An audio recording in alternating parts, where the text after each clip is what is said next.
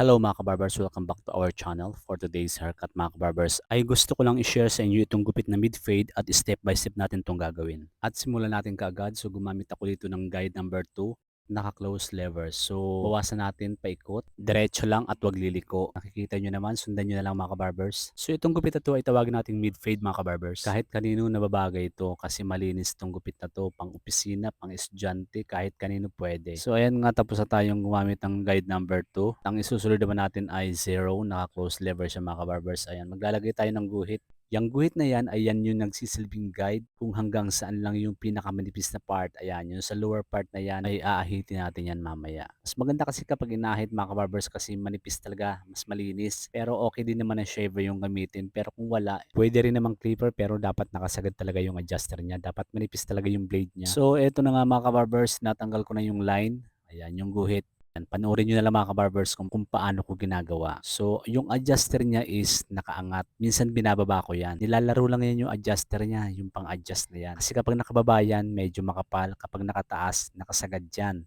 Ibig sabihin kapag nakataas yung adjuster niya, nakasagad yan, naka-close lever. Ibig sabihin mas manipis yung bawas. So yun nga, buburahin natin yung linya. Ayan, kung nakikita nyo naman sa video, ganyan lang yung ginagawa ko. Up and down lang yan, yung close and open lever lang yan. So meron tayong iba't ibang uri ng fade. Merong low fade, mid fade, and high fade. Pansinin nyo mga kabarbers, ngayong panahon na to, ang dami na nagsisilabasan ng mga bagong gupit, di ba? So paiba-iba lang ng pangalan. Pero napapansin ko lang talaga na yung mga bagong gupit ngayon na nagsisilabasan ay dati pa naman talaga yun.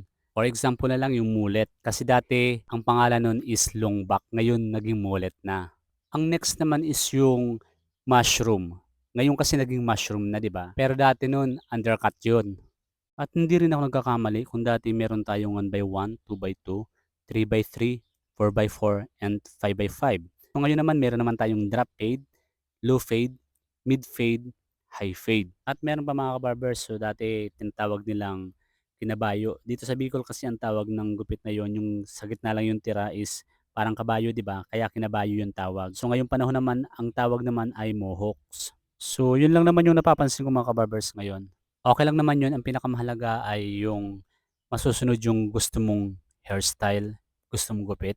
At syempre dapat yung nababagay sa'yo. Kaya yung mga magpapagupit, kailangan din explain nyo sa magugupit sa inyo kung ano ba talaga yung gusto nyo para mas maganda yung kalalabasan.